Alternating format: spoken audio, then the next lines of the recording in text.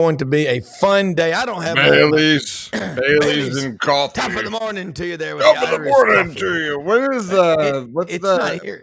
Isn't there a holiday with the leprechauns and all St. that stuff? Patrick's Day, one of the high holidays of the year, is this coming Sunday, folks. So strap it on and get ready. The Irish will rule the world.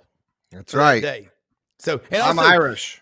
Hey, guess what? I'm Scotch Irish. So guess what Sunday also is? Selection Sunday. I know. How cool is that? We got tournaments going on. We're about to hit y'all with a full court press. Lots of basketball talk. We got Mitch Davis, the MitchDavisShow.com. 500 plus in 5 years games of college football, basketball, baseball. He's everywhere. Kevin Scarbinsky, U.S. basketball writer, Hall of Fame, the only one ever from the state of Alabama, which has produced a lot of great sports writers. He'll be with us. And then the Iron Duke from Alachua County, Franz Beard, will join us as well. Look, do us a favor. Brendan's right. Smash the subscribe button in the bottom right-hand corner that says YouTube. What that does is you automatically get alerts every time we come on the air doing a show. And you can also watch us live on a lot of places like Facebook. Tell your friends, YouTube. Tell your family, tell your neighbors, your coworkers, your clients, your patients. Sidelines, SEC, Sidelines Sports Network, and SECU. And Brendan, if I left anything off, tell me. And also, I'm looking over it's over my right shoulder here, the SEC map. You can get one of these things. Barnwood Brenda, Batesville, Mississippi makes them, carves them out of Cypress. Now, one of our viewers was asking me, a Gator that you know, Brendan, said, can you get where we can see that Florida logo more? And I'm like, I need to turn this thing better. If I have to, I'm just going to get me a big Gator to put on the set. That's what I need to do. We could probably work that out. And do you know any Florida fans? I might. I got some Gator stuff. Hey, look, I've got a Pat Sullivan jersey from 1970. Whatever. I've got an Emmy right there with my dad's name on it. I could bring my dad's Francis Gassner Award that is for the top architect in Memphis, his former partner. But I don't have an Emmy. I'd love to have an Emmy. Same thing. We'll have one day. You'll get it. Give us a few more. We'll get a Webby. Yeah. Well, here's what you do. You always thank everybody around you. Leaders eat last. Remember that. All right. We ready? Right. I'm ready. Let's do it. Play some music. Yeah. All right. Get your pen and paper.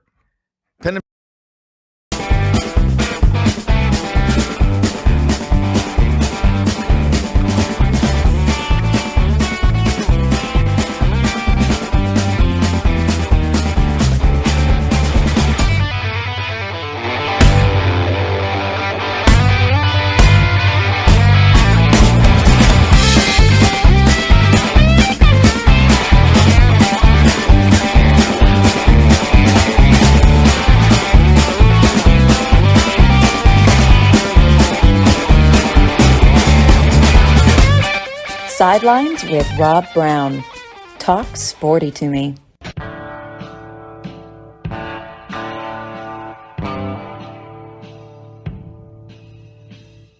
All right. Hey, let me say this, Mitch, you got to check this place out. Bim Bam, burgers, wings, and things in Oxford, Mississippi, down there on Jackson Avenue. Donuts. By the Regalia. He's got Dunkin' Donuts, but Bim Bam. We were there last week in Oxford. My friend Barnwood Brenda's daughter, Erica, owns it. And she's got unbelievable food, cold beer, lots of Ole Miss stuff. They've been there for like 15 years. Bim Bam, hotty toddy, gosh almighty, who the hell are we? Hey, flim flam, bim bam, Ole Miss by them. You know that song. Mitch, Kevin Scarbinsky's going to be with us here in just a moment. But you know what week it is? It's the week that we get really, really serious about college basketball tournament time. And by the way, that was terrible. That brawl in the women's game, South Carolina and LSU, they ought to be ashamed of themselves. That was South Carolina garbage. South Carolina started it. I know, but I'm saying that was street garbage. There's no place for that. And they did. They kicked everybody out except for 6 on one side, 5 on the other. What they really should have done, if it was necessary, if there was only 3 that could play 3, do it that way. But that was disgusting. No place for that. You can't keep your cool. You're going to struggle. I mean, that was disgusting. But anyway, Mitch, it's an awesome week. Where do we even start? I mean, this is like when you're 9 years old and your grandparents are over there with their damn water cake going, what do you want for Christmas, Mitch? Where do you start this week? Rob, Brendan, good to see y'all. I am so dadgum excited about the SEC tournament. Rob, I know you'll be in Nashville. Brendan, I'm going to miss you, man. I was going to buy you a beer or something. Someone's got to run the show, man. Someone's got to be at the home base, you know. But it'll be a fun week of basketball. I know, Rob, you mentioned the women's game. We can talk about that. Truthfully, guys, I'm excited. I'm getting texts from all of my friends up in Nashville. Mitch, when are you going to be there? What are you going to be doing? I'm like, look, I'm going to be so busy. I don't really exactly know until I get to Nashville. I'm going to be running on no sleep. You're lucky I'm not in Nashville. I just want to tell you that, young man, because I would put my party shoes on and you would not be able to keep up with my Irish ass. That's all I want to say. There you go. I don't know. My southern self, man, we like to party down here in the Silks. So I just looked on the map. He is in the South. He's in Ocala, which is the horse capital, the horse training capital. It's just the horse capital. There's no training. It's just straight. That's all. I mean, I got a sign, Rob. If you need to see, show me the sign. The sign just reads. It's very simple. Welcome to Ocala, Maryland. That's awesome. Horse capital of the world, home of the Florida Thoroughbred Breeders and Owners Association. There you go. You know what? You know what I remember Ocala for when I was a kid. We used to have these trips a lot. Let's say, hey, your dad's got to be in Orlando, literally. Then, like in 2 days, we hopped in the car for spring break, went down there, stayed at the Polynesian Hotel. He had to speak or listen to some AIA convention. No lie, Mitch is too young to remember this, but Brendan probably does. Your dad does. The Arab oil embargo, 73, 74. No, my mother kept saying, Bob, pull over and get gas. You're going to run out. He goes, Shirley, I ain't never run out of gas, and I'm not gonna. We ran out of gas. And we were out there at about 9 o'clock on a Tuesday night, and a station wagon full of hippies pulled up and gave my dad a ride. Being the architect with the Irish country hat, long hair, and a beard himself, he got in there with them and was gone for about an hour. My mother and my two sisters and I were like, we'll never see him again. But he came back and he goes, how was it? He goes, it was great. And believe me, there are such things as contact buzzes. But anyway, he was smoking smoking that good stuff. Who knows what he was doing? Who knows what? But bim bam, Mitch, Kevin's going to be with us in just a minute. Give me your thoughts right now heading into this tournament. Who do you think needs to get some wins just to be eligible for the NCAA? I'd start with Mississippi State. Mississippi State.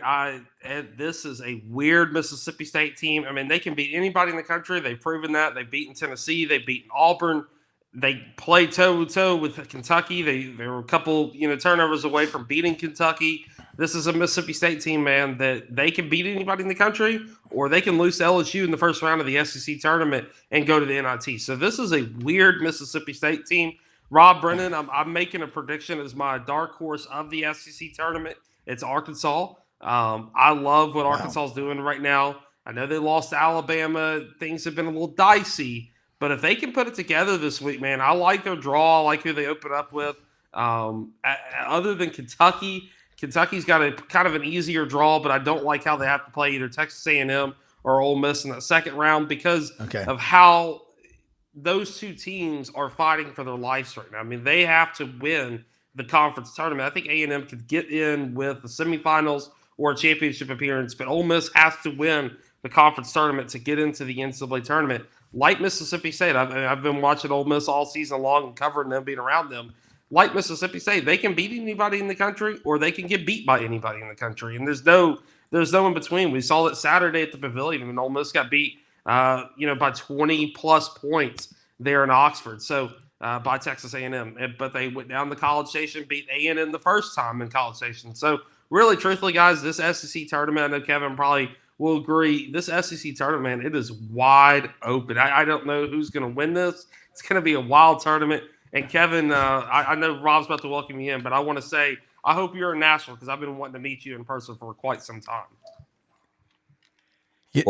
Good morning. Yeah, good morning, Mitch. Good morning, everyone. I wish I could be there. Unfortunately, I've got other obligations that will keep me from there, but I will be watching every second I can, because it's going to be maybe as intense and competitive an SEC tournament as we've seen in a long time.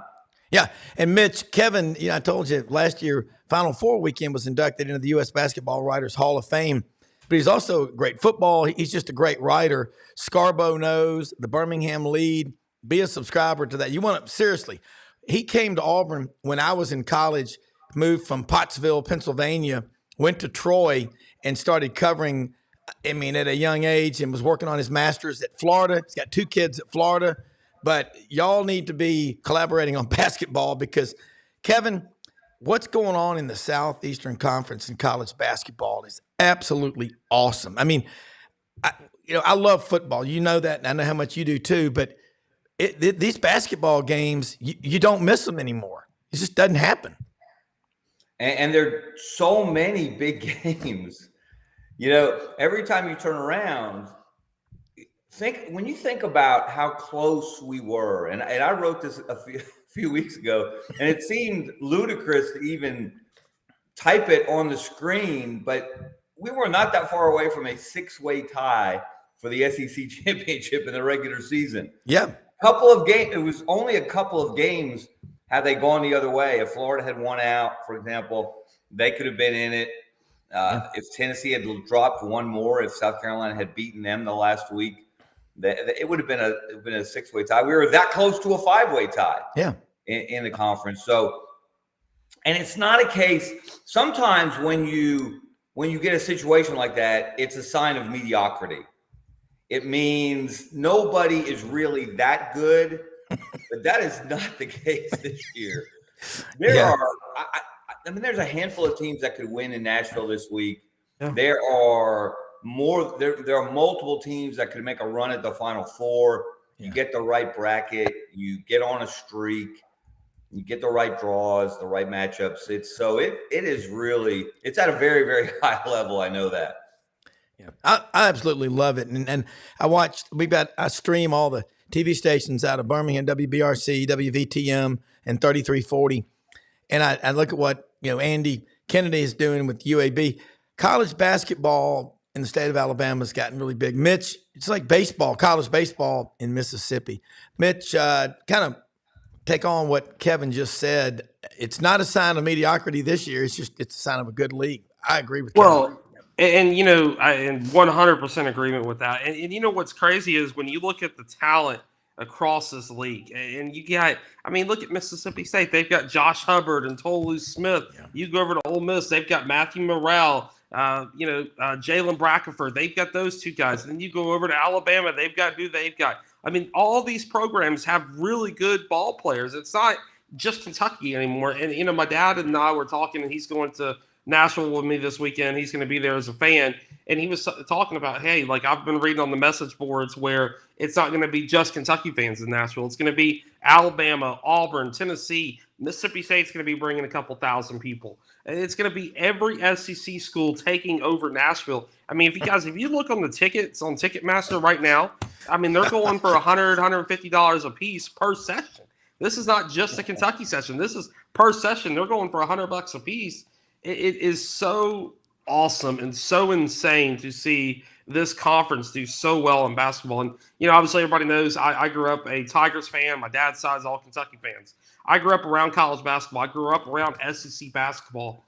And living in Mississippi and being a part of what Chris Jans is building down there at Mississippi State, and also what Coach Chris Beard is now building at Ole Miss, and seeing the fan passion. Guys, I went to a Ole Miss game on December 30th, December 31st against Bryant.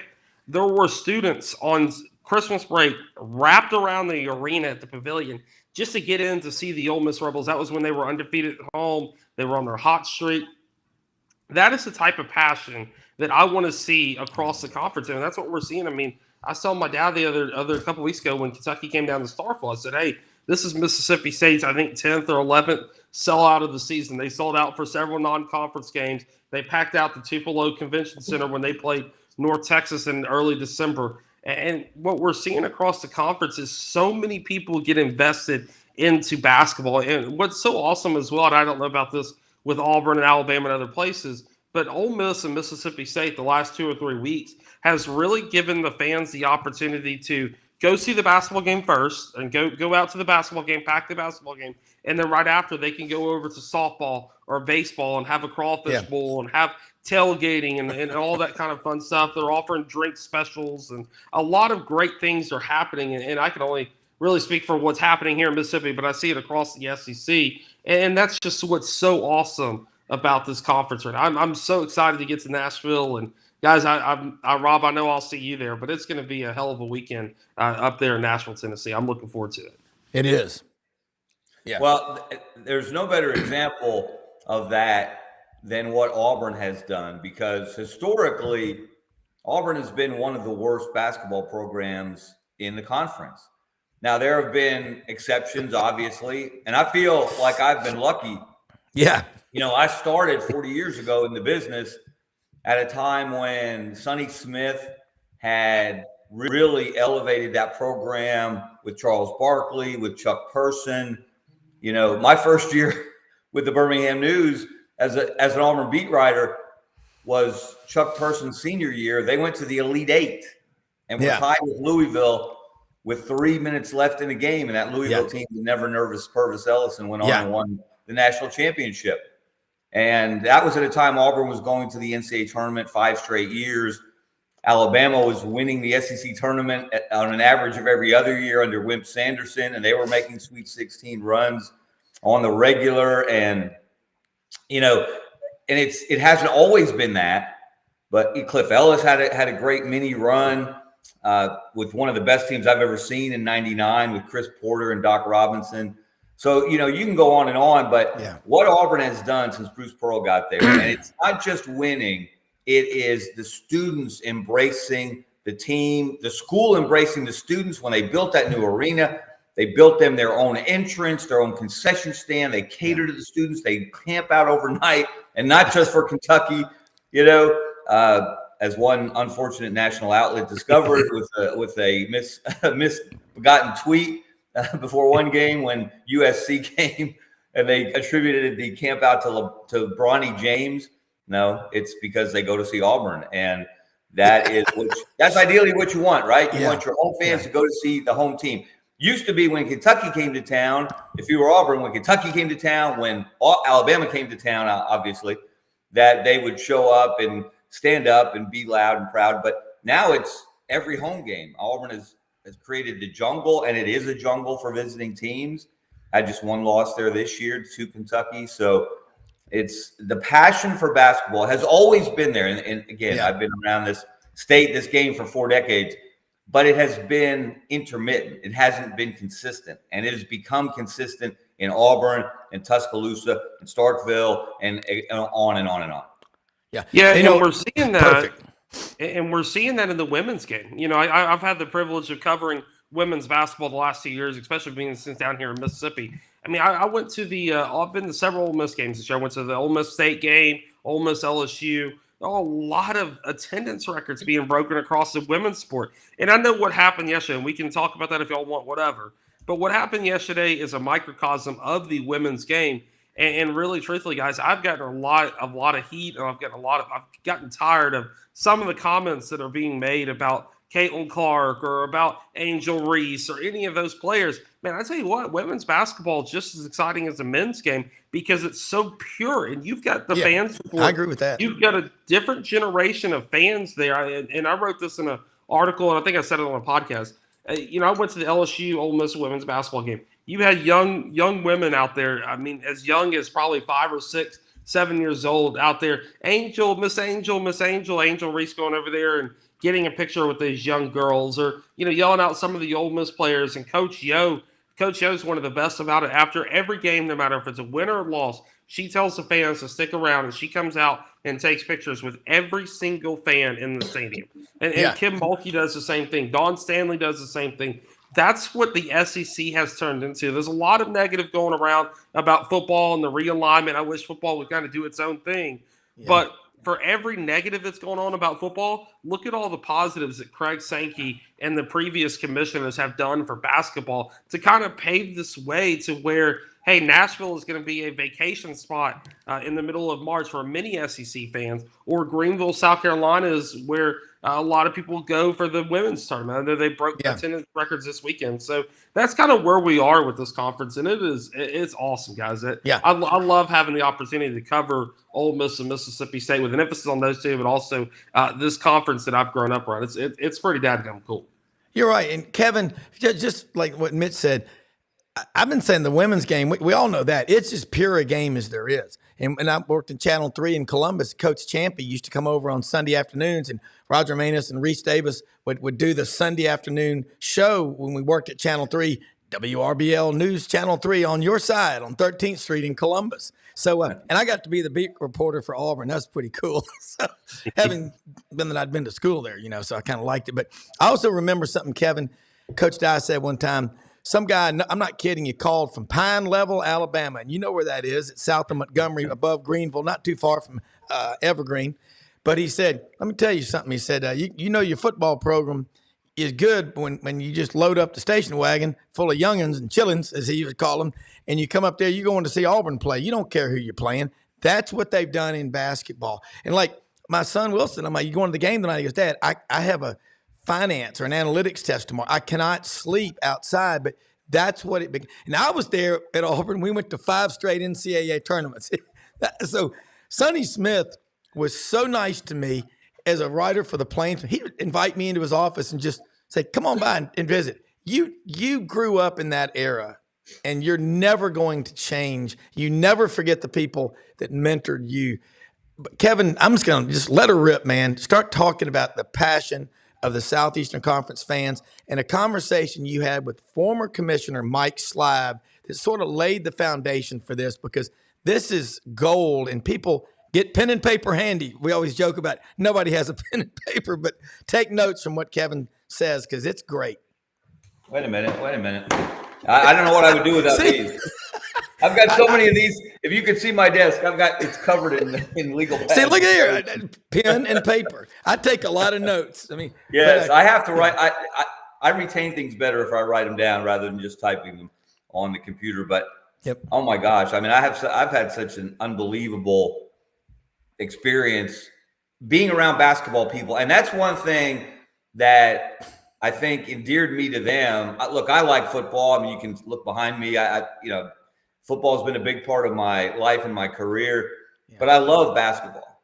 I used to shovel snow off the playground court at the end of the street in Pottsville, Pennsylvania, so I could get shots up, thinking I would be the next Walt Clyde Frazier when I was a kid. When David Thompson and NC State ended UCLA's long run and David got hurt, he tripped over somebody's shoulder. He was a Skywalker in the second round of the NCAA tournament. He had a bandage wrapped around his head. I wrapped a bandage around my head at 11 years old when I went to the playground the next time to try to be David Thompson. So basketball people, that's why I'm friends with Wimp Sanderson and Sonny Smith and Murray Bartow. And I wish Gene Bartow and his father were with us. And so many. Chuck Person was at the Alabama High School Athletic Association Final Four last week in Birmingham. And Alabama was the first state, and I believe maybe the only state, to bring every championship to one place here in Birmingham, girls teams and boys teams, every classification.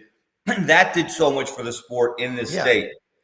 And you look at now, tonight, Samford is playing for the Southern Conference Championship. They haven't been in the NCAA tournament since 2000. I covered both of those conferences. They won back-to-back. It was the TAC back then, the Trans-America Athletic Conference. With John Brady was there. He got it rolling. And then, of course, he went on to LSU, got them to a Final Four. Then Jimmy Tillett took over. Now Bucky McMillan, who's 40 years old, is 40 minutes away from getting into the NCAA tournament for the first time. And let me tell you guys, you want to talk about great up-and-coming young coaches, Bucky McMillan is at the top of that list. I hope Martin Newton, who used to be at Kentucky with John Calipari, he's the AD at Samford, his alma mater. I hope they can keep Bucky because he's a special coach. And then you mentioned Andy Kennedy, what he did at Ole Miss. I still don't think people appreciate what he did at Ole Miss. Yeah. I've known Andy since he was a player at UAB. I saw him score 41 one year, but against St. Louis here at Bartell Arena. But everything that's happening here, they could make a run. They won an incredible game yesterday against SMU. They're the 4th seed in the AAC tournament, so they get a double bye. They could win that league, which they'll need to do to get in the NCAA. We know Alabama and Auburn are in. Yeah, there's just so many good things happening across the sport of college basketball, and that's something that gets me, guys. And I'd love to hear your thoughts on this. I spend too much time going down rabbit holes on Twitter, and I saw this tweet yesterday that said, it was complimenting the women's game, but it also said the men's game is unwatchable. We don't get to know the players anymore. There are too many one and dones, yada, yada, yada. And I thought, how absurd is that? It's great. Look, praise the women's game because they deserve it. Yeah. But you don't have to knock the men's game or pick one up and push the other down. Both are at a high level. And I know it's different. I know guys don't stay for 4 years anymore like they used to. So I watched the Survive and Advance 30 for 30 about NC State and Jim Valvano last night. These are the things I do in my spare time. And I had a tradition when I used to cover the Final Four. I would watch Hoosiers every year. But the game is still on. Again, the game itself, I know NIL is different. I know the transfer portal is different. But the game on the floor is still special. And we're fortunate in this state. Of course, everyone knows Alabama as a football state. That's why every chance I get, I call us a hashtag hoop state, because I love it. We have some proud basketball tradition here. But right now, across the board with the 10 Division I programs in this state, some really, really good stuff's happening. Yeah. Mitch, I know you've got a few minutes before you got to go. I love what Kevin just said. And it's not – I think the women's game is awesome to watch. The point was when Joe Champy would come in the studio, you learn so much from that guy from Philadelphia, and he would always bring Stromboli and Cannelloni and Manicotti. I mean, he goes, hey, I'm Italian, I'm Catholic, I'm from Philly. I mean, what do you expect? That's why we hit it off, Rob. That's why he and I hit it off. He was from Philly. I was from 90 miles away. Yeah. And so when I started covering Auburn, Joe and I look, they went to three straight national championship games. Three straight. And came up short each one. Yeah. But what an incredible accomplishment that was. Yeah, it was unbelievable. Louisiana Tech, Stanford, and Tennessee. I remember those very well. Mitch, I mean, I know we're getting you all wound up. Now you got to go back and be super banker. Sorry, but make sure you let people know how they can follow you before you tag out too. Absolutely. So kind of just piggybacking off that real quick. I talked to TJ Bowers, who played at Mississippi State. I did he's going to be an SEC legend this week. Talked to him on Friday. I'm going to release that interview probably on Wednesday ahead of the first round matchups. And we talked about what it meant to him to be an Alabama or a Mississippi kid to go to Mississippi State. He was originally committed to Alabama. Shared a really cool story. His mom said, "Hey, look, you need to stick with what you promised Mississippi State. You were going to come take a visit." Wow. Coach Stansberry drove down to Gulfport, picked him up in Gulfport, drove him back to Starkville, and then drove him back down to Gulfport the same day for that kind of the in-person visit. He said that level of the level of welcomeness that he got at Mississippi State and Starkville is the reason why he got it to Mississippi State, the reason why he decommitted from Alabama to go to Mississippi State. And guys, I'm going to be honest with you, I got to get off here in 2 minutes, but I really feel like Mississippi is on that same kind of level as Alabama was 4 or 5 years ago, where Alabama was, kind of fighting for their spot, kind of getting there. Mississippi State, Ole Miss, they have the right coaches in place. They've got the fan support. They've got a renovated hump, a brand new pavilion at Ole Miss, the breeding grounds for great basketball. And we've seen Josh Hubbard, Holy Smith, DJ Jeffries have success at Mississippi State. Both Ole Miss and Mississippi State are in great positions for the future of basketball in the state of Mississippi. And Southern Miss is really not that far behind. I mean, look at what Southern Miss was able to do this year. They fell short in the Sun Belt Conference tournament. They've had some up and downs, some injuries, but look what Southern Miss is doing down there. So I hope in 2 or 3 years that Mississippi has kind of looked in that same direction as Alabama, and I think that we're getting there. But Rob, Brendan, Kevin, good to finally meet you.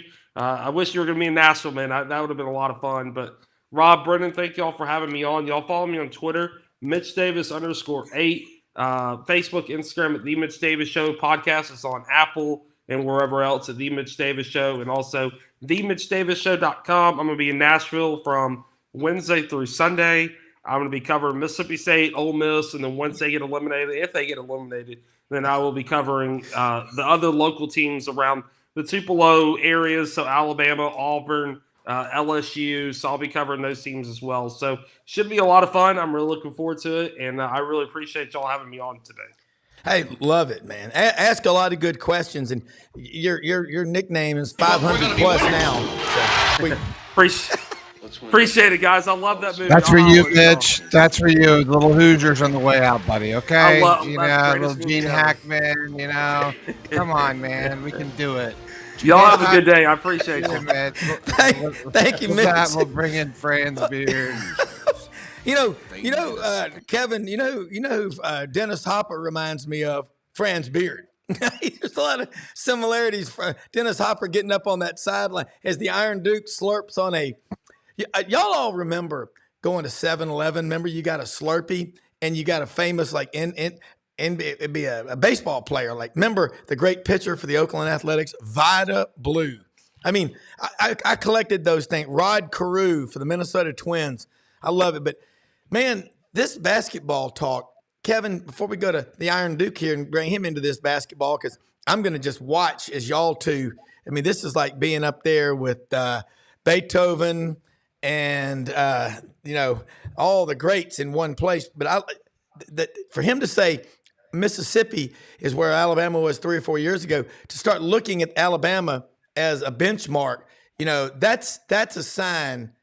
10 Division I schools in Alabama playing basketball. By the way, awesome article Doug Dean sent me written about Bucky McMillan, and I texted him yesterday. Tucker Osborne, my friend, played for him at Mountain Brook and played AAU ball with him. And Tucker's claim to fame was when Boogie Cousins was going for a slam, and he was a 5'10" point guard, got in his way, and Boogie bear hugged him and ran to the pad behind in the wall to keep from killing him. But he played for Bucky McMillan. He said, Brown, he said he was there 8 years at Mountain Brook. He took Mountain Brook, the Spartans, to 7 state championship games and won 5 of them. And y'all there's a booster there at Samford. One of my business partners, Whit Thompson, is a Samford grad. He and his wife both went to Samford. But they're trying to keep him there on Lakeshore Drive. But Franz, we've been talking college basketball. That was a rough one for the Gators to drop at Vanderbilt, but it just goes to show you all snakes can bite, and Vanderbilt didn't want to go out with a loss, although Missouri did go out fighting. It took 7 hours for the last 2 minutes of that game against LSU the other night. That was painful. But let's talk college basketball. You and Kevin, I'm going to watch and interject occasionally. Well, Florida can look at itself in the mirror and see who the culprit was against Vanderbilt. Yeah. The Gators thought, okay, they were still basking in the glow of beating Alabama and realizing in beating Alabama, they should be 2-0 against Alabama. That there's no excuse that Florida lost the first one. The second game is more indicative of what Florida can do when everybody gets on the same page. And Vanderbilt is indicative of what happens when Florida comes up and thinks that, okay, we've got the magic woofy dust now, and we don't have to worry. We just walk out there and everybody will be, it's the Gators. Yeah. Well, guess what? Vanderbilt wasn't impressed. They played hard. I give them all the credit in the world. They played hard. They played up to their potential. The problem was Florida played down to Vanderbilt.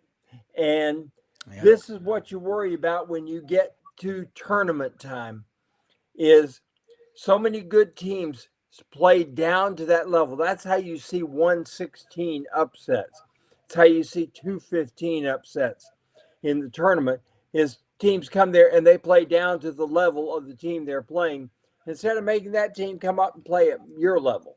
And unfortunately, the Gators did that, and I got to wonder which Gators will show up Thursday when they play the winner of Missouri, which is going for to tie the all-time record at 0-19.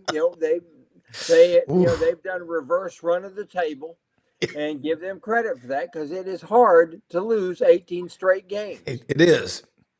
And it's even harder to lose 19. So they're going to get Georgia, which is beatable. Yeah. And then they're going to get Florida, which is beatable if Florida is a no-show. So, and Franz, if the Gators are looking ahead to another matchup with Alabama on Friday, which really they couldn't have asked for a better path through the bracket if they have their mind on their business. It's funny. Someone tweeted at me. I said something about, I don't remember what I was talking about, the SEC tournament and how many teams could win it if they're on their games. And this guy said, well, yeah, but what kind of attitude is Florida going to have after losing to Vandy? Could that sink them for the rest of the season? Well, anything's possible. But I reminded them of the all-time best story to illustrate you don't get too excited about the way the regular season ends.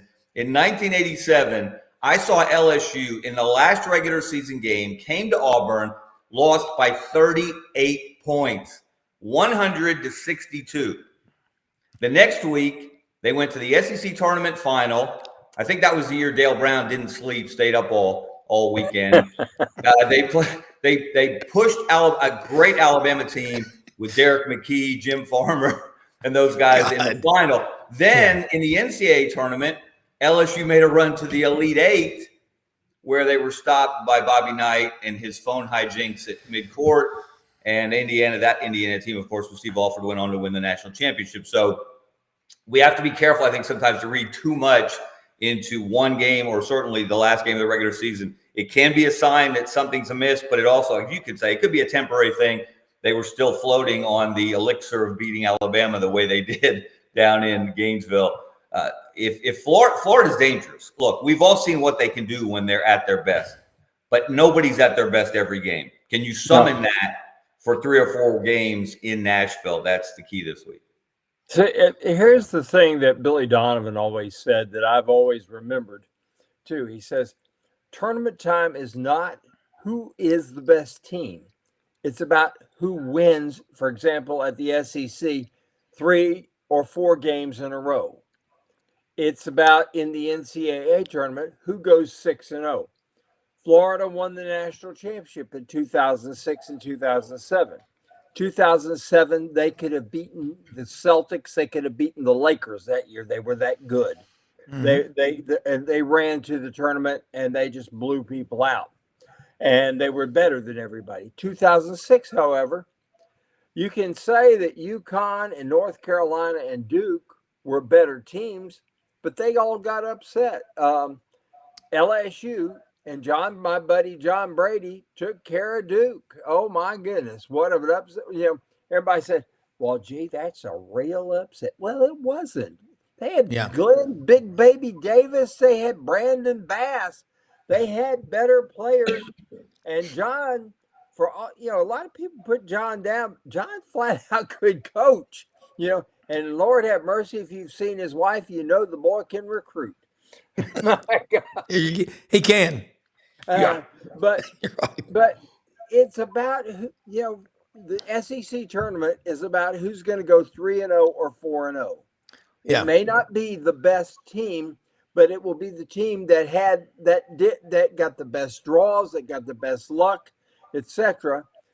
Because you could be the best team and you get an upset, and suddenly you're playing a bad team with motivation in the championship game, etc. So a lot of things can happen, and it's the beauty. It's why we love tournament time. It's why we love conference tournaments. Although I will say this, the Duke Carolina Invitational is going to be very, very interesting down in Greensboro. It's what they call the almost competitive conference, because everybody in basketball but Duke and Carolina are almost competitive. Yeah. And then you got the Big Ten tournament, where 28 of their 14 teams will get into the NCAA tournament, including Tom Izzo being given a lifetime achievement award with a team that would finish 6-12 in the SEC, maybe 5-13. Quite frankly, I'm looking at this right now. The team that I think is the two teams that I think are the most dangerous right now at the SEC tournament are Auburn and Kentucky. I think that if you look at what they've got going for them as far as depth, they can absorb foul outs, which you might get if you get Pat Adams on a day when he has a migraine, or you get somebody like Don Daly and he's on his period.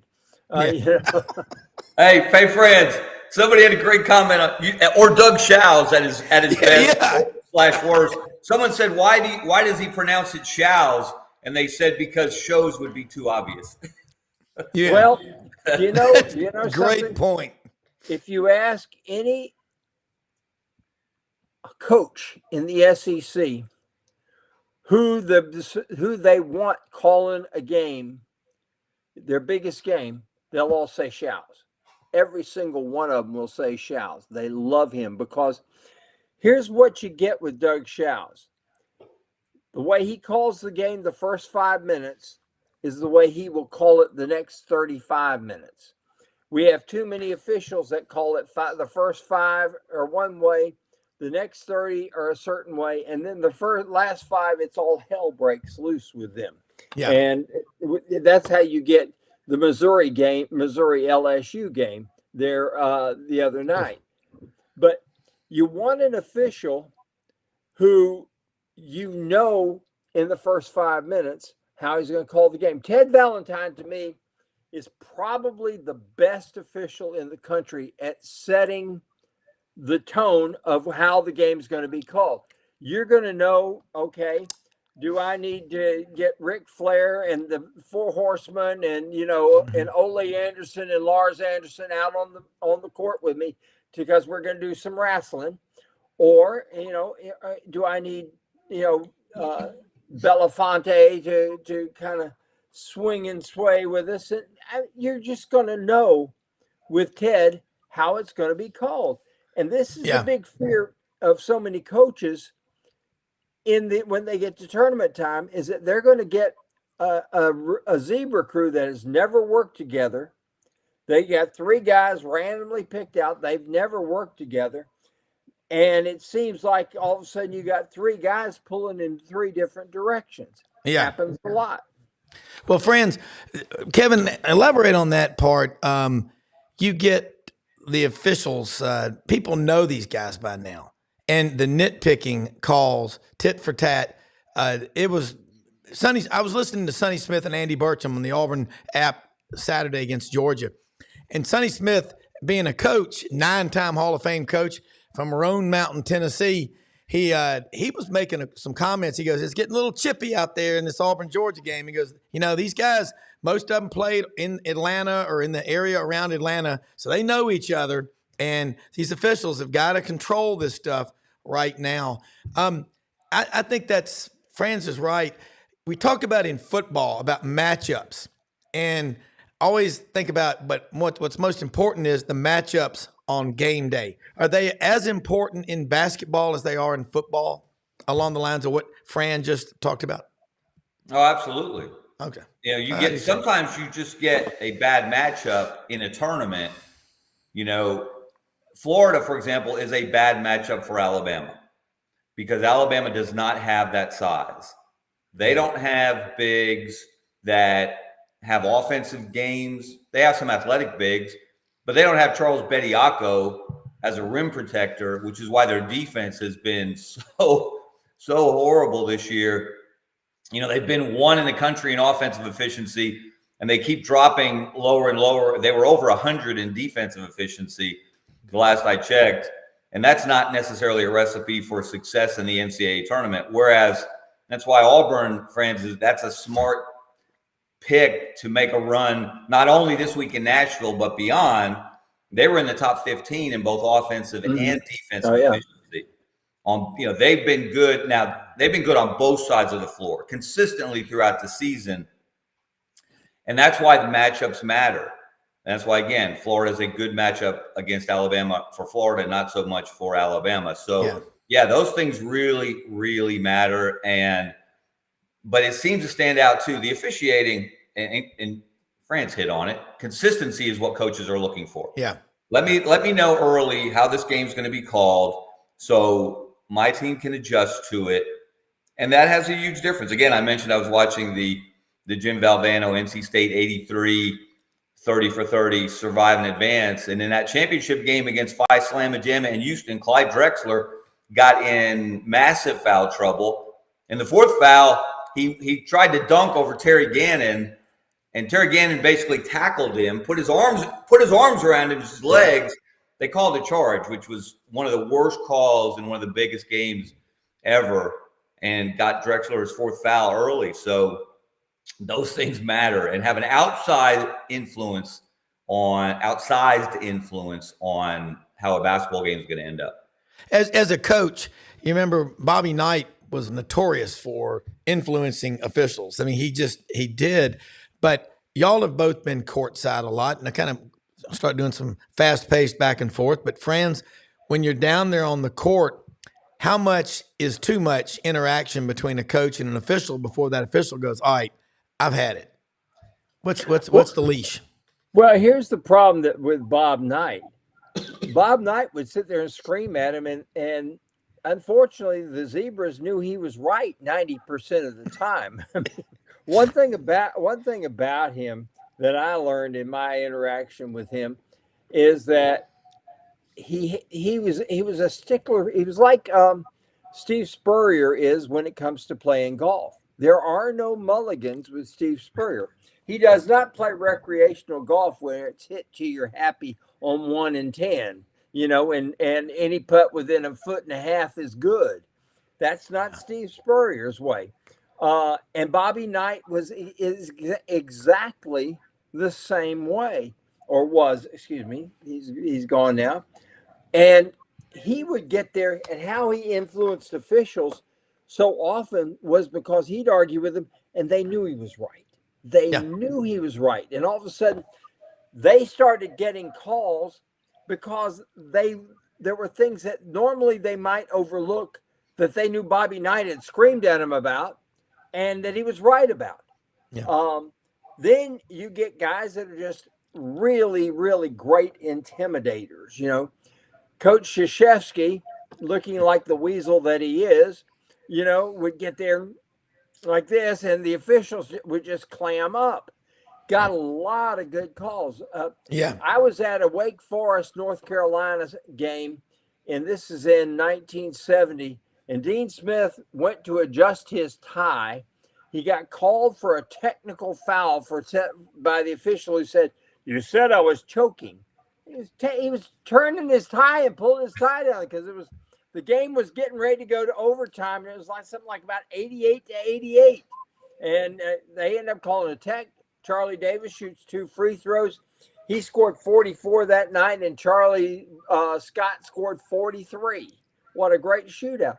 But officials do influence games, and they do it, in a variety of ways. Al McGuire was very good at getting calls his way. And he had and Al's idea was, if I get a technical foul, chances are I get the next 3 calls. And so he tried to save his technical foul for a time when he knew he needed, that he was willing. It's kind of like this idea of fouling. Now you foul and take your chance with people at the foul line because you might score a 3. Yeah. Well, Al's idea was, okay, I'll get a technical foul and give up the 2 free throws because I'm going to get the next 3 calls. And I'm going to go in there and go on that guy that's got 4 fouls, and I'm going to get the 5th foul call. That was his philosophy. Yeah. So it's interesting how it does work, but every coach has his own way of working the officials. Every successful coach. Bruce Pearl's one of the best. Bruce is unbelievable. And the reason is all the officials love him. They really do love Bruce, and they hate making a call that goes against him. They really do. I like that. The other hand, you got Nate Oates, and I think every official in the league is happy as hell to make a call against him. I don't know of an official that likes him. Yeah. Well, okay, Kevin. Now, what about the term activist officials? They're graded. I knew growing up, Mr. Joe Pipkin in Memphis for 33 years was a football official. If I was ever on the sidelines at a game, he would not acknowledge me because he knew that I was there. I'm an Auburn grad or student, whatever. I remember the Auburn-Florida State game in 1987. He did that game. He would do the big Southern Independent games. Florida State beat Auburn 34-7. The week after they beat Florida. The week before they went up to play Georgia. That's the kind of schedule you played back then. But he ran off the field and he told me afterwards. I mean, I knew the drill because I knew him. He just said, you can't show. That's what I love is when officials and judges are completely agnostic like that. But talk about activist officials and kind of piggyback on what Franz said. You may agree or disagree. Well, coaches have long memories just as officials do. Okay. And they will swear that certain guys are against them. Certain guys are, I like your description, agnostic, and other guys might lean in their direction. Yeah, Nate Oates, Franz hit it. Nate Oates has earned a reputation that's not really positive among the guys in the striped shirts since he's been in the league. He's very animated, obviously, on the sideline. And I don't know if he's gotten to Wimp Sanderson territory yet, but Wimp surprised me. Wimp got scowl, of course, but Wimp got very few technicals. He really did. He didn't get a lot of T's, whereas Nate Oates I don't know he may be headed for a career record in that if he coaches as long as we expect that he will. So everything matters. And that's what's going to be really interesting this week in Nashville and then next week in the NCAA tournament. Home court advantage has become so strong at so many places. And I mentioned earlier about the jungle at Auburn and what Bruce Pearl and the students have built there. The old airplane hangar in Tuscaloosa, what Alabama has done there, the comeback against Florida to win that game, the comeback on Saturday against Arkansas. They looked dead in the water in the second half. And then the crowd got up, the team went to another level and got it to overtime, just like the Florida game, and then took control in OT. So home court advantage has been so important, but nobody's playing on home courts anymore. You may have home crowd advantages, but you won't have a home court advantage. So that changes the game to a great degree. And also, Auburn, we have, there are 3 members of the NCAA selection committee from the state of Alabama. We did a roundtable with them earlier this year at the Birmingham Tip-Off Club. Yeah.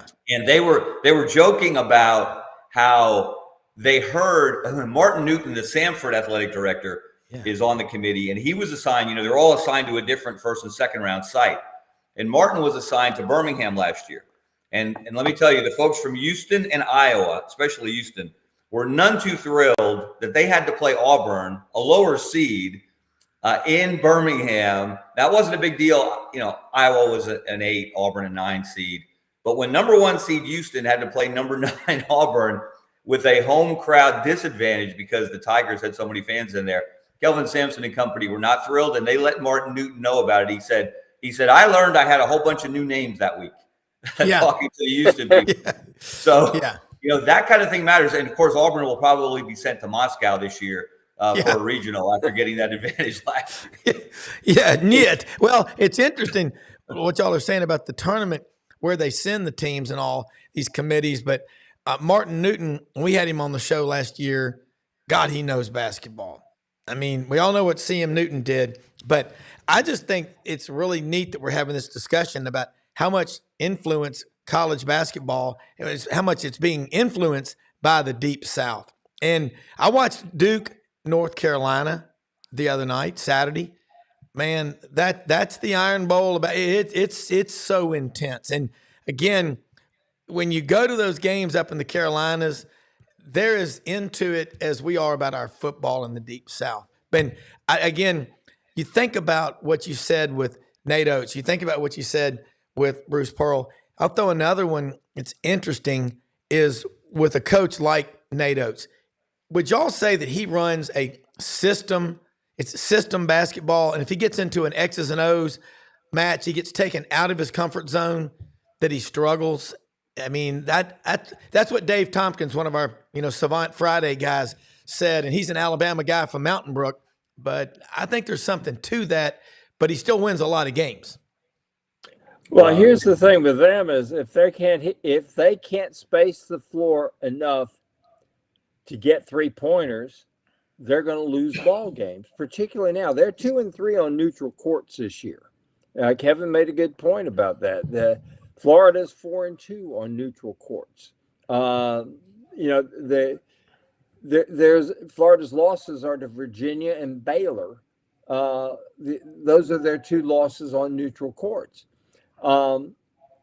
This is a different type of game when you do get on a neutral court, and when you have a guy whose whole system is predicated on 3-pointers and layups. Okay, if I've got a 7-foot, this is why Florida is such a tough matchup for them. You can protect the rim with a 7-footer, so you're not going to get many layups. And if you're quick enough on the perimeter to get your heels on the 3-point line, this is Larry Shyatt basketball. Heels on the line, heels on the line. That's where you defend the 3-pointer. Because here's the thing about it.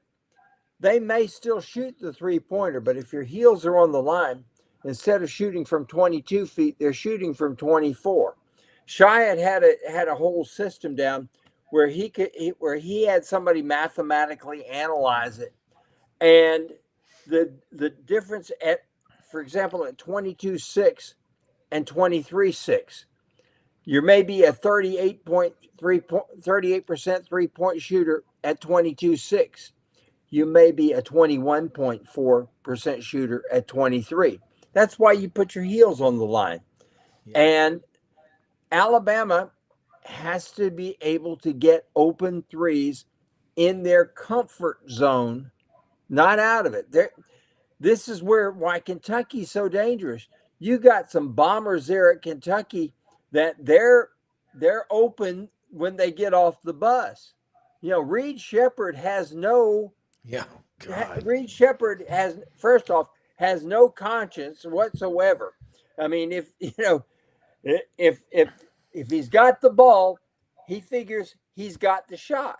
And they've got guys like that at Kentucky. This is why Kentucky's so dangerous. You got 4 7-footers. You've got all this depth. I've never seen a Kentucky team, even Cal's great teams, with this many shooters. And they're hot right now. They're dangerous. Yeah. But this is the whole thing. This is why a team like Auburn is so dangerous right now. They're 6th, I think, in defensive efficiency, 9th in offensive efficiency. That tells you they can play every style. That's the team that you look for. You say, I don't want them. I do not want them. Yeah. And the game tends to slow down at tournament time. And think back on this. Look at how good Kentucky's offense has been the last few weeks. Well, they scored 117 against Alabama. Yeah. And they beat them up in Rupp, 117-95. Yeah. Auburn played one of its worst offensive games in years, especially at home when Kentucky went to the Jungle. The final score of that game was 70-59. Yeah. Even on a day when Auburn's offense was just not there, they held Kentucky to 70. You hold Kentucky to 70, you're playing some defense because, as you said, Franz, they've got so many weapons. They've got as many offensive weapons in particular as anybody in the country. And if they get on a roll, they could win the whole thing. Dillingham is picked 3rd. Shepherd picked 5th. Dalton Connect 13th in these, mock drafts for the NBA.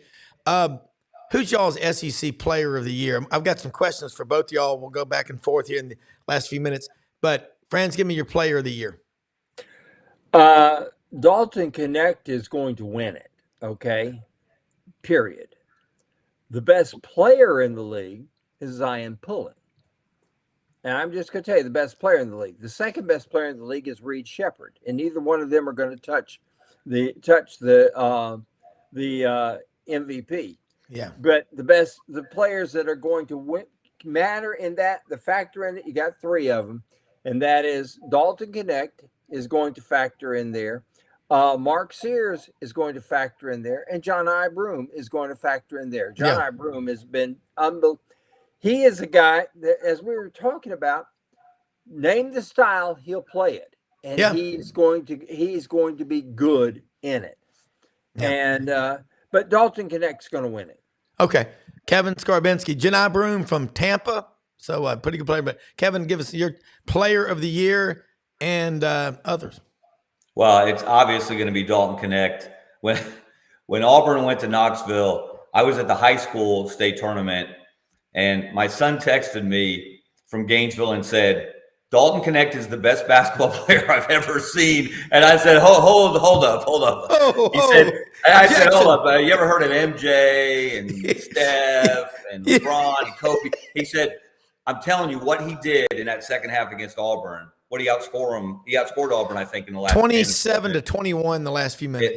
He said he's hitting threes, 30 feet out, guys in his face. He's dunking on other guys. You know, he is going to win the MVP. You know, Tennessee won it, and he's been valuable. But just as valuable to me, Mark Sears, what he's done at Alabama this year, the way he's elevated his game. Yeah. And, you know, he has really become – he went from being the complimentary guy, the supplementary guy, to being the star. And now that they've got Latrell Wrightsell back, they are a much better team with him as his running mate.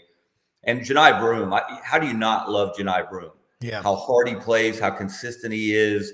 He's been equally valuable to Alabama. So all those guys are going to be on the first team, all SEC team.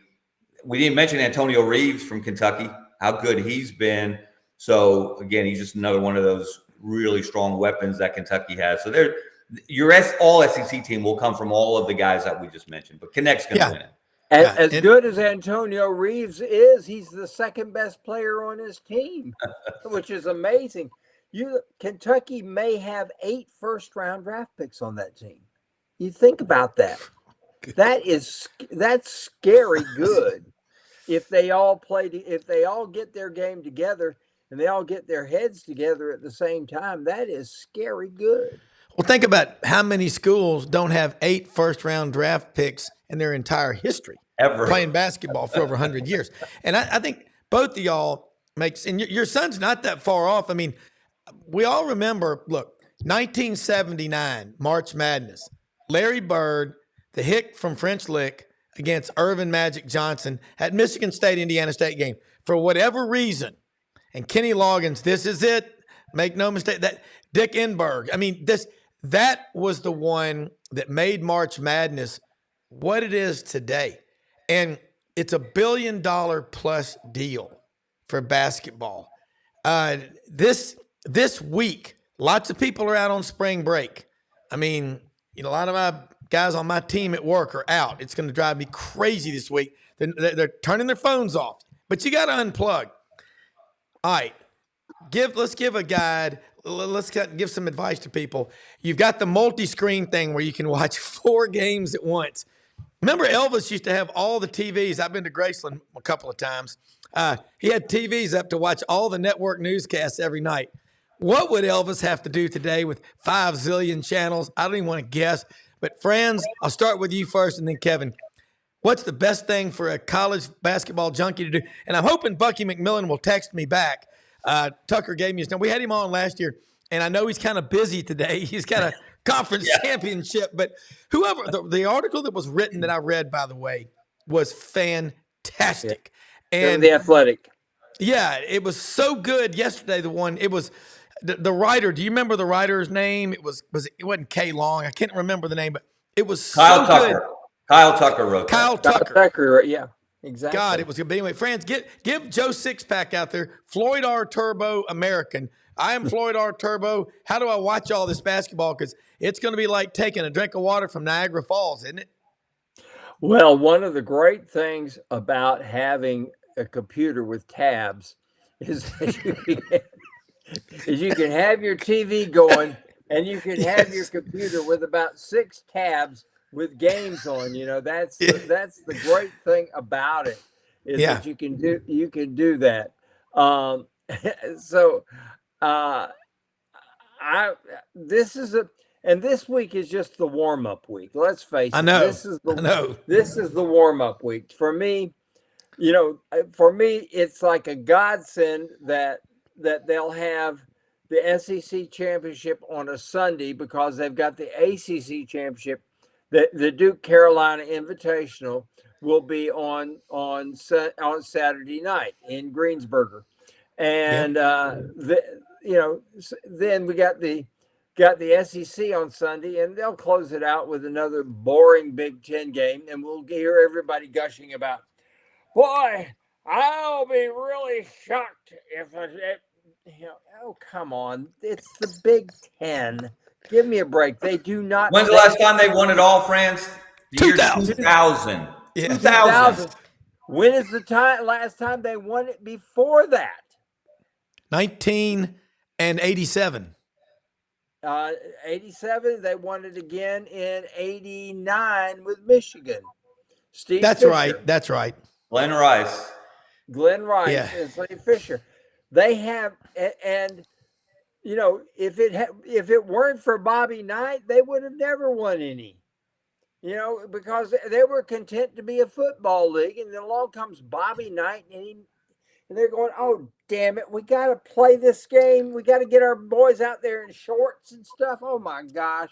Yeah. But the basketball, Kevin made a really good point. The basketball in the South, in the southern states, has overtaken the rest of the country. We had a run when everybody was from California. UCLA had the great teams, and everybody was getting all these great players from California. Why is it that we don't see great players from California anymore? Who's the last great California player that you can remember? Aiden Holloway, guard for Auburn, was a number 2 player in the state, a 5-star, but he's playing for Auburn. I know. I'm with you. I agree. He's playing now. Who was it? Kawhi Leonard at San Diego State. San Diego State could be. I'd say so. I think you're right. That's dried up. You look at how many now great players are coming out of the state of Texas, out of North Carolina, out of Florida, out of Georgia, out of Alabama. My God, Alabama has put a lot of great players on there. It's amazing how many, a state with 5 million population. Yeah. And how many really great players come out of that state in football and in basketball. And by the way, we have to thank the great state of Alabama for Colby Shelton, who now has hit 9 moonshots at Florida. I mean, he hits the ball over the scoreboard and over the berm there in right field in Florida. And yesterday they put a shift on him with who is that we played? Oh, St. Mary's. That's who it was. Can't remember. It was one of those. The Gales. Yeah. Spectacles, testicles, wallet and watch. That's what it is. But they had the shift on. Their left fielders literally playing center field. The whole left field's out there. And so what does he do? He hit the ball to left field. He's a left-handed hitter. Some of these guys are wising up and understanding. I asked Jack Caglione last night, I said, have you thought about an inside the park home run if you hit the ball to left field? He says, I think about it every day. Yeah. Well, I mean, I'm with you, Franz. This is so much. This time of year is absolutely awesome. And Kevin, just like what he's saying, we got baseball going on, spring practice. We didn't even talk about football today. Basketball. And I think last year, that term, Samford, the Gonzaga of the South. Samford's got, I know some people in Birmingham that are Samford alums that they can, if they want to, they can keep him there. But Buckyball, just get Bucky's Travel Centers as your sponsor and start selling Buckyballs in all their stores. There's 8 million people in every store 24 hours a day anyway. Wawa on steroids. Yeah, Yes. it is. Well, hey, that's why this part of why this time of year is so great. Watch the Southern Conference Championship tonight. Yes. 6 o'clock Central, 7 o'clock Eastern from Asheville, North Carolina. Yeah. You've got Samford, which is 28-5. Yep. Best record in school history. Won the regular season by 3 games. They're in the final. They've already beat 2 teams of the 3 that beat them during the regular season in the SoCon against the 7 seed East Tennessee State, which is only Johnson City's about an hour from Asheville. So there will be some Buccaneer fans in the stands tonight. And when Samford swept them during the regular season, they only won by 3 in Johnson City. And I went back and looked at it last night. After the game, that was in January, Buck McMillan said this was like a conference tournament game. How eerie is that they're meeting in the conference tournament championship tonight? Yeah. But Samford should, in a perfect world, but probably won't get in the NCAA tournament unless they win tonight. Doesn't matter that they have 9 more wins right now than ETSU. They have 10 fewer losses than ETSU. But all that matters is what happens for 40 minutes or more tonight. So, and that's what happened yesterday to Indiana State. They're 28-6, but their 6th loss was in the Missouri Valley final to Drake yesterday, and they may not make the NCAA tournament with 28. They won't. Hello, that's the record, by the way. NIT.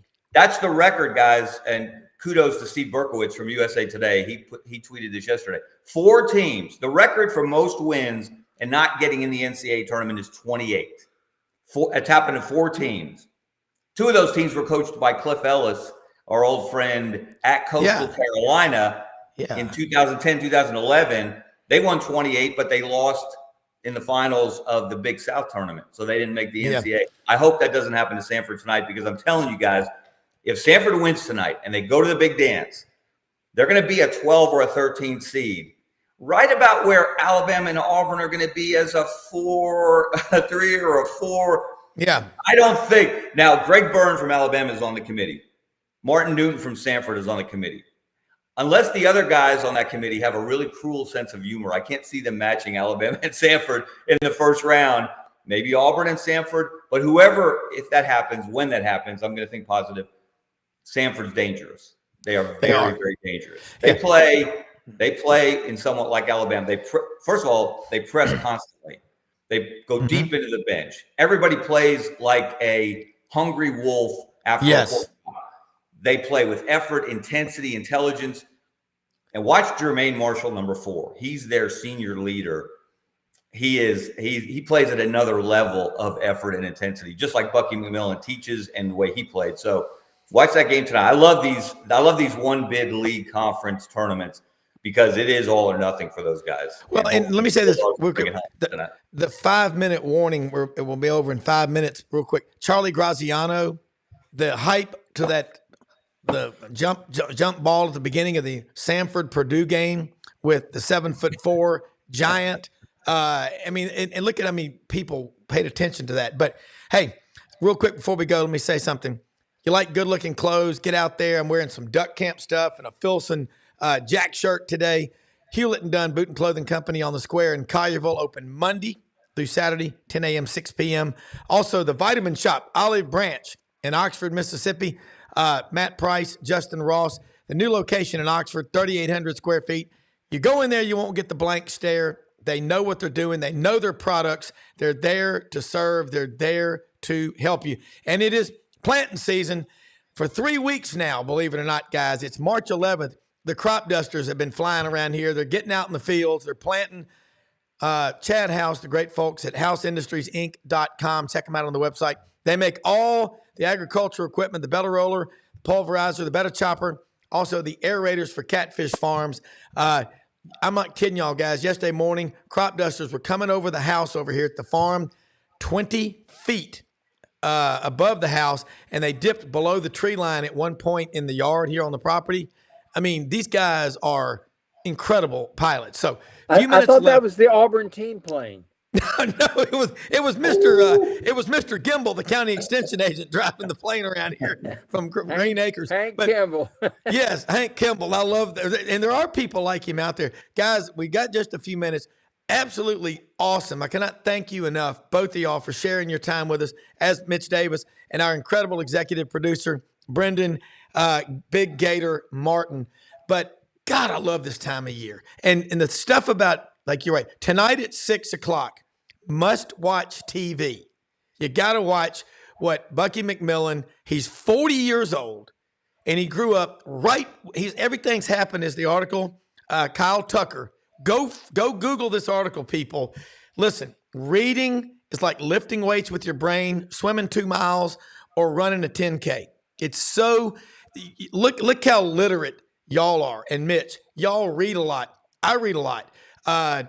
Bottom line is there's so many great stories out there. Yeah, what happened in the women's basketball game yesterday? Nobody likes that, but that isn't common, okay? There's the Caitlin Clark stories. There is the stories about these women and the coaches, and they're embracing their fans. They're great stories in the men's. We're going to close out with this, saying we live in the greatest country in the history of the world, folks. Go out and bless others every day. Franz, give your closing arguments on why college basketball tournament is must-watch TV, and you, Kevin, and both of y'all tag out, let people know how they can follow you, and we'll be back and do this again tomorrow. It's one and done time, and that's true in the conference tournaments.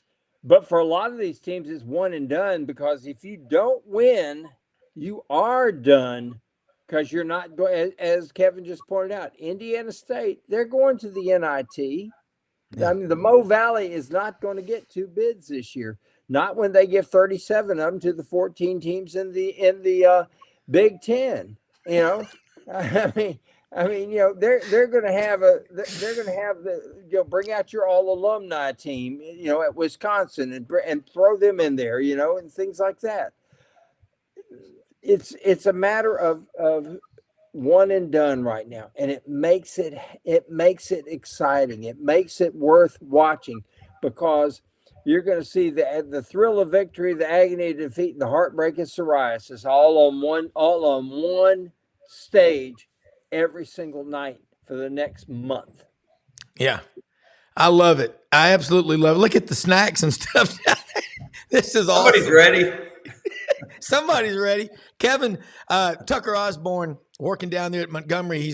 He's our friend from Mountain Brook. I went to Auburn and is an attorney down there. He played for Bucky McMillan. He said tonight, 6:00, I will be watching on the color TV. I mean, this is going to be a fun game. But Kevin, let people know, because you are putting out, like Franz, tons of great content. Yeah, thank you for that, Rob. And Franz, good to be with you. And Brendan, thank you. It's been fun this morning. And just one tip for tonight. Watch Sanford Center. His name is Achor. I did not stutter. It's Achor. He's from Australia. He's 6'9", can run like a gazelle, jumps out of the gym, has developed great post moves. He should be the player of the year in the SoCon. He's been unbelievable. He'll be big tonight. So watch that game. You can follow my stuff at the Birmingham Lead. It's BirminghamLead.com. You can read my weekly column there, and occasionally bonus columns. Then my weekly newsletter, Scarbo Knows, comes out on Thursday. You get a snippet of that on AL.com. You can subscribe to that. If you subscribe to the newsletter, you get everything I write for the Lead. So there will be so much basketball coming from us this month. You'll be able to dribble your computer around your house. Yeah, Kevin, one of my cards was hacked. My wife seriously ordered something from someplace in China, and we got subscribed to something for $240 a month, and it was a nightmare. So I want to make sure that I'm resubscribed. Is everything okay with my deal for Scarborough Knows and the Birmingham Lead? Because I love I got to check on that for you, Rob. Yeah, check on that. Just text me back. But look, thanks everybody, all of our viewers, watchers, listeners. Listen live or listen later. Watch live, watch later. But smash the subscribe button in the bottom right-hand corner. You won't get this stuff anywhere else, man. Everybody take care. We'll be back in the morning. In the words of any great sports fan, too much is never enough. See you tomorrow.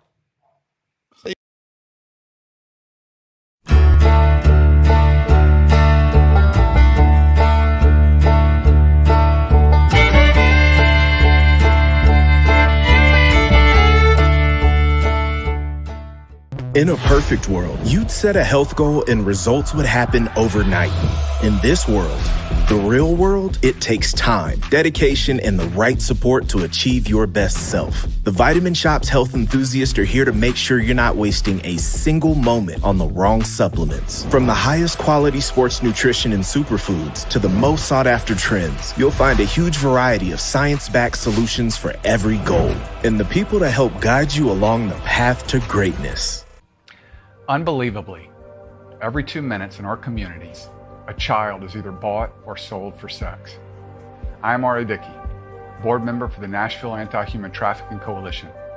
Join me and millions of others in our fight against human trafficking and for its victims by helping to educate the most vulnerable among us, our middle and high school students. Go to nhtcoalition.org, become a partner, and help keep our families safe, because none of God's children are for sale.